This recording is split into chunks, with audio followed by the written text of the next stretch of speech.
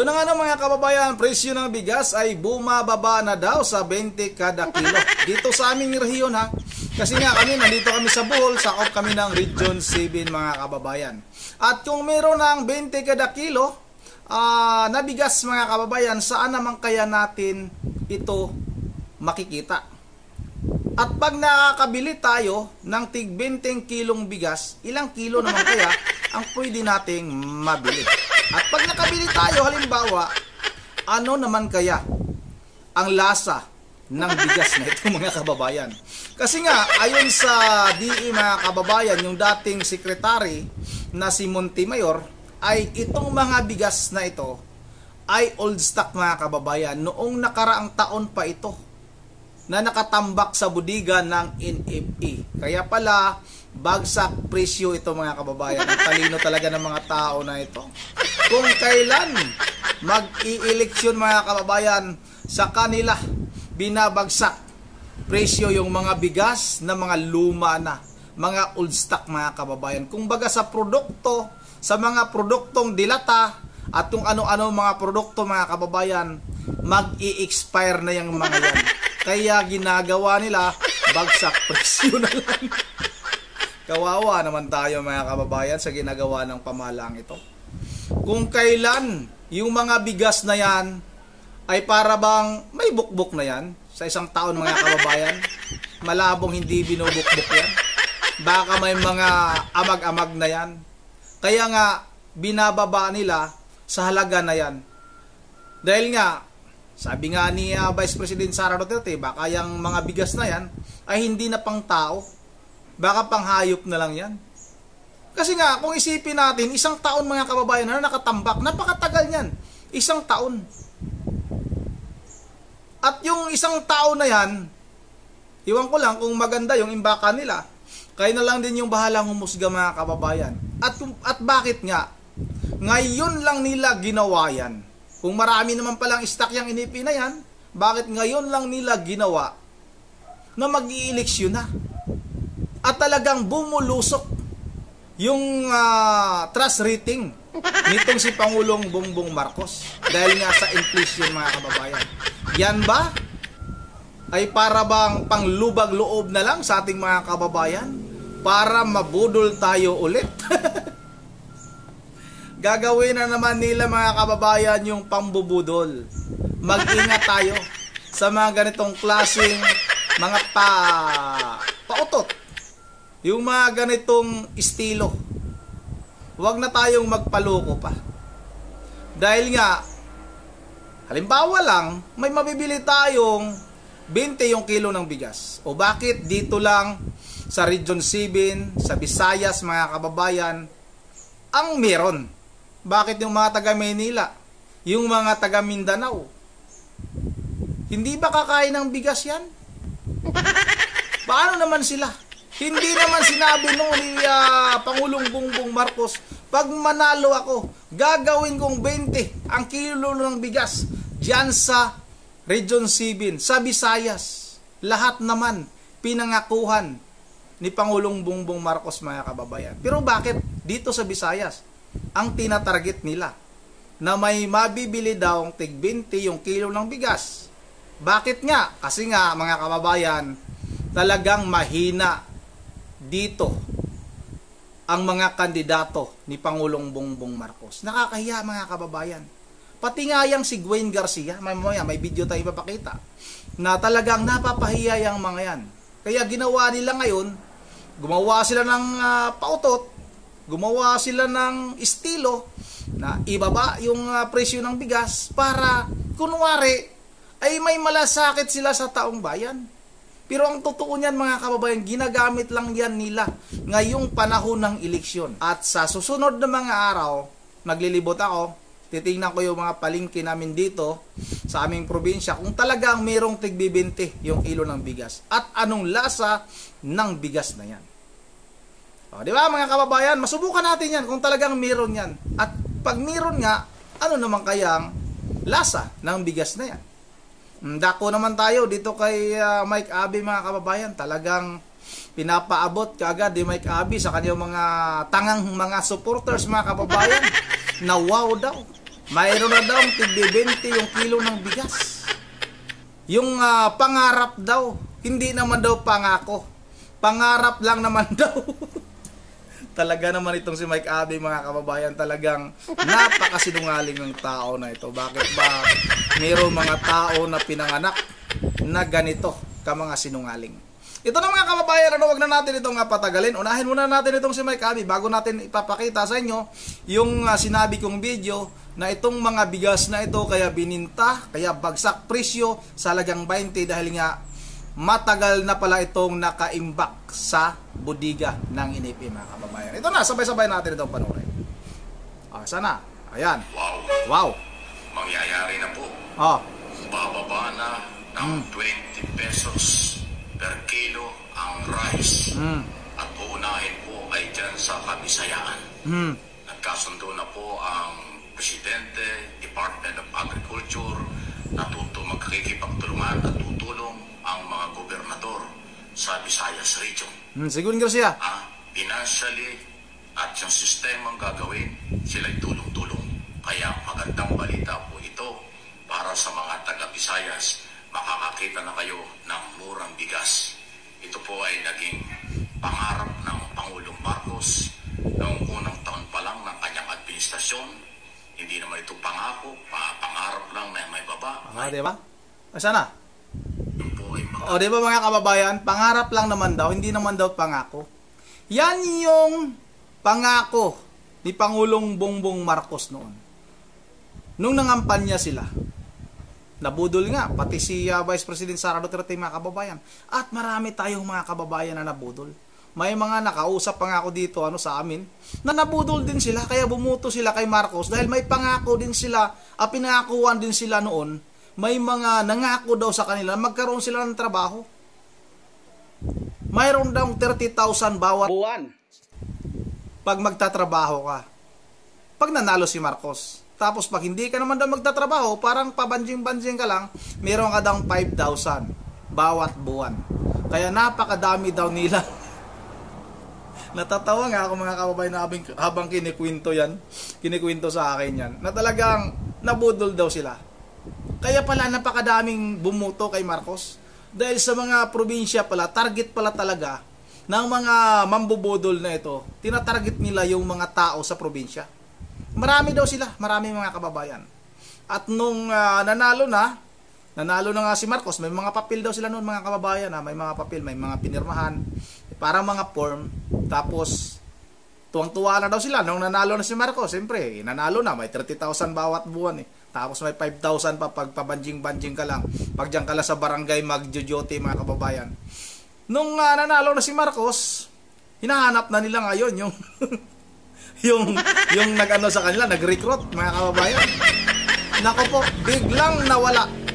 Pati yung Facebook nila, yung samahan nila, yung grupo nila sa Facebook, mga kababayan, wala na, na-delete na.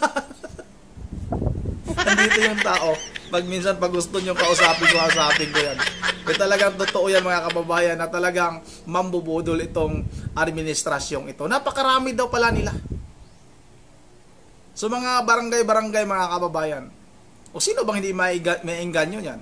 Pag sa bayan ka, naka-duty, kasi nga, yung mga pulis daw, papalitan na daw nila yung mga pulis.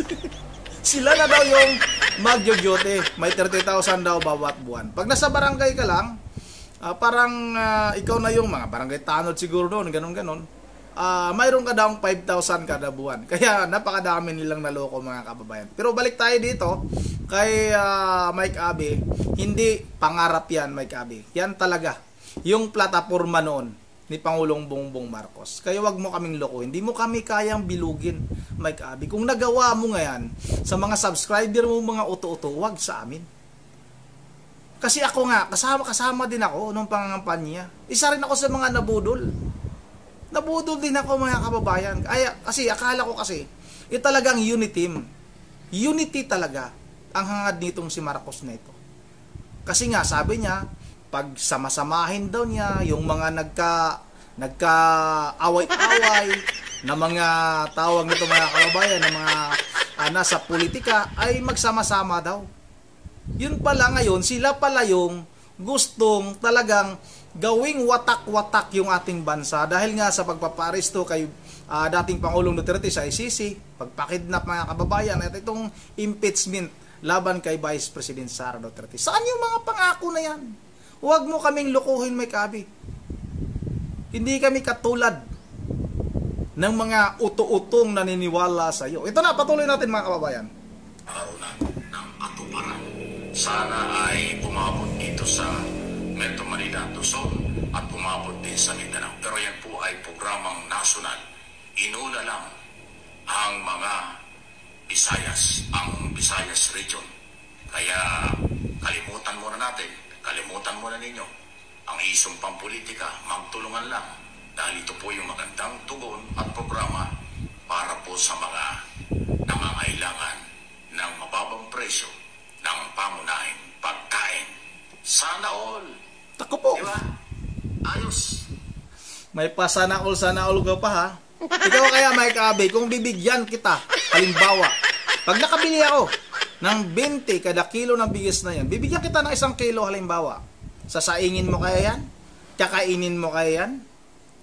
Huwag mong sabihin sa akin na kakain ka niyan. No. Halimbawa lang naman yan mga kababayan. Pero nga, subukan talaga natin na maghanap, no? Maghanap ng 20 kada kilong bigas dito sa aming probinsya, dito sa Bohol. Baka sa mga susunod na araw, mag-ikot ako mga kababayan sa mga palengke dito sa amin kung talagang meron yan. At may kaabi, hindi iyan. Hindi nga yan pangarap lang, pangako yan. At bakit inuuna ni Bangag yung Visayas? Kasi nga alam nila na mahinang-mahina yung kailang mga kandidato dito. Yang si Gwen Garcia, yung gobernador ng Cebu, napapahiyayan mga kababayan sa mga taga Cebu. Dahil nga ang sigaw ng mga taga Cebu ay Duterte. Kaya nung sinigawan siya ng ganun mga kababayan, mga ilang araw na lang, ito na, lumabas na. Yung 20 yung kilo ng bigas. Nakipag-usap, nakipag-meeting yan. Itong mga gobernador dito sa Region 7, nakipag-meeting. O ito pa mga kababayan ha, ito yung talagang kawawa, yung mga magsasaka. Dito sa amin ngayon, magkano ang kilo ng palay sa amin? 18 mga kababayan, 18. Pag magbinta ka ng palay, 18. O, di ba? Tapos, yung gastos mo sa pagtanim mo ng palay, palay pala. Magkano ba yung ginagastos? Pagtanim lang mga kababayan, magkano? Ang bawat isa dito sa amin, 500. O tapos, fertilizer, pesticide, lilinisan mo pa mga kababayan, yung palayan mo. Hindi naman pwedeng hayaan mo na lang yun pagkatapos ng taniman. Magkano ang ginagastos? May traktura pa. Tingnan mo kung gaano kalaki yung gastos ng bawat nagtatanim ng palay sa isang anihan mga kababayan. Grabing laki. Tapos bibilihin lang ng 18 pesos. Anong kalukuhan yan? O ito mga kababayan ito na yung sinabi ko sa inyo na bakit nasabi ko na baka yung bigas na yan ay hindi na nga hindi na nga pang tawag nito mga kababayan, hindi na pang tao, pang hayop na yan. Ito na, panoorin natin ito. Sige. Pirma ng dating kalihim ng Department of Agriculture na ang mga nalulumang bigas ng National Food Authority ang ibinagsak presyo na 20 pesos kada kilo.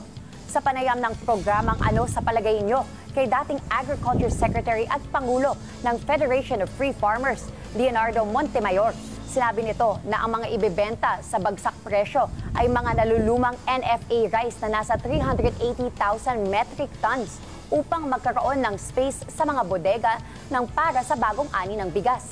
Gayunman, maaaring hindi na masarap, subalit fit for consumption pa ang mga ito dahil noong 1 taon lamang binili.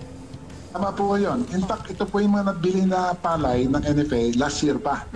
Okay. Mas mahal pa yung bili ng NFA last year eh.